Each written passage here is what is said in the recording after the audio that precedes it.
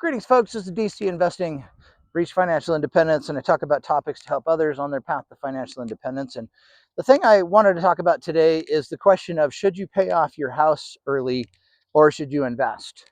And I think a lot of this depends on what is your interest rate. There's a lot of folks out there who bought houses or got their refinance done during the time where we had really low interest rates, whether it was 2020 or other times. And so, you may have less than 3% of a mortgage rate.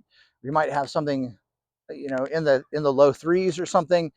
And I would tend to think that if you have such a low interest rate, it doesn't make sense to pay off your mortgage early at that point, because you can just do better by investing even in money market accounts, or the stock market tends to return more than that.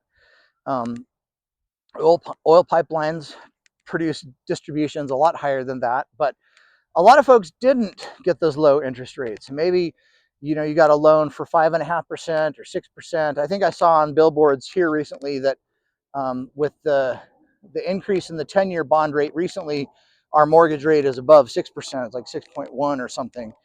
And so, does it make sense to pay off that house early, or does it not? And so there's a few things I've learned to consider on that principle. It definitely adds to your security to have your house paid off, because you can't get kicked out of it. Although once you get it paid off, you start to worry about your insurance on it. Is someone going to sue you and take your house? And so you kind of have to ramp up your insurance if you have a paid off house, just to make sure that you're kind of covered under all the different situations. So that's a drawback to having a paid off asset. Whereas if it's really bank owned, if you get sued for something, I guess worst case, you just like, here's the keys, you take what's left and work it out with the bank. so so there's that aspect.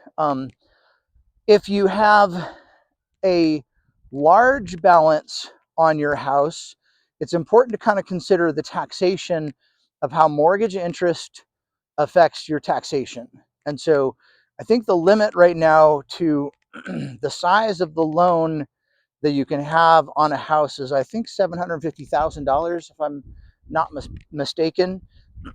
So let's say you want $1 million house, you've got some equity. Maybe that's about, maybe it's a $900,000 house. You do a $150,000 down payment, and you have a $750,000 loan. If it's at 6% of the rate, that's a considerable amount of interest costs. And the interesting thing about mortgage interest is that it's one of the things that is listed on the itemized deductions for your area for federal taxation. And so, if you end up paying, say, $60,000 a year in interest on your house, you're far above where the standard deduction would be. And so it's actually beneficial to you. And particularly if you have a high W-2 income, and you're in an expensive bracket like the 34% or 37% bracket, then this mortgage deduction can really knock out a bunch of your taxation otherwise. And so that's something to really consider: is, do you itemize your deductions or do you do the standard deductions? And if your mortgage interest rate is high enough, it can actually put you in an area where you're above what the standard deduction would be. And then your state and local taxes also count towards your itemized deductions. So if you're an expensive state, and you're paying somewhere like in the $10,000 to $40,000 a year in state and local taxes, you can count those off your itemized deductions, as well as any property taxes. And so all of those things you really have to consider before paying down your home. You got to look at your total tax system and say, what's the better option? Is it better to put money in investments, or is it better to pay down my house? So consider that. I just want to make you aware that all those things should be considered. But if you have a 6% loan, paying off that loan is basically guaranteed income. So the stock market over the last several years has been returning higher than that amount. It's been closer to 10% or even better.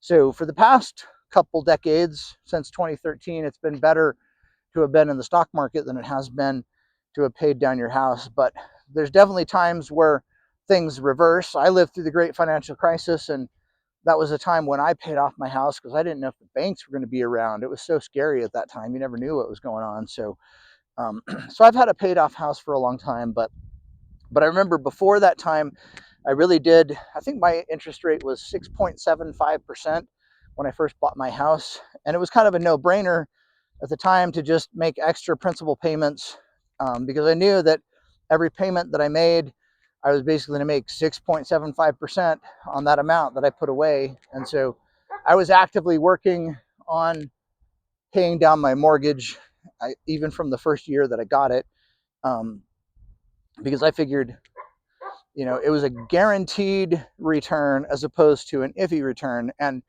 during the decade from the 2000s, which is about where I bought my house, to the 2013, the stock market basically went nowhere. It was kind of called the lost decade. So I definitely made out much better by paying my house off early during that time, as opposed to, it would have been better later to have invested that money, but I was terrified of the stock market and didn't do it at that time. So anyhow, something to consider, putting money to pay off a mortgage, particularly if you're above the 6%, it's a guaranteed return.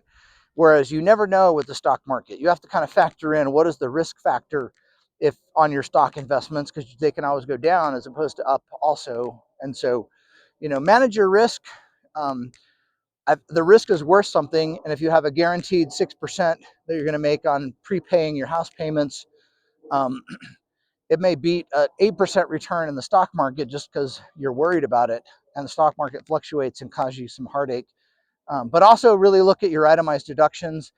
And if your house mortgage is above the amount where it starts to make a difference to itemize instead of do the standard deduction, you really also have to factor that in to say what is the better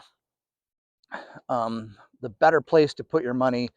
And as I kind of learned more about this, I actually thought would have been nice to fully understand all of this, because I might have remortgaged my house when the rates went below 3% in 2020 and just pulled the money out and put it back into investments, because it would have helped on my itemized taxes, as well as the other things that count towards that too. But, live and learn. I didn't do that.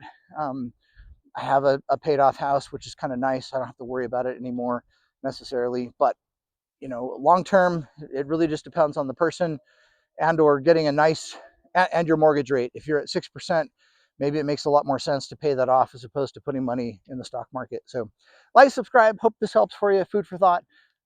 Definitely consider mortgage interest on your itemized tax deductions as something to figure in. Hope that helps someone. Bye.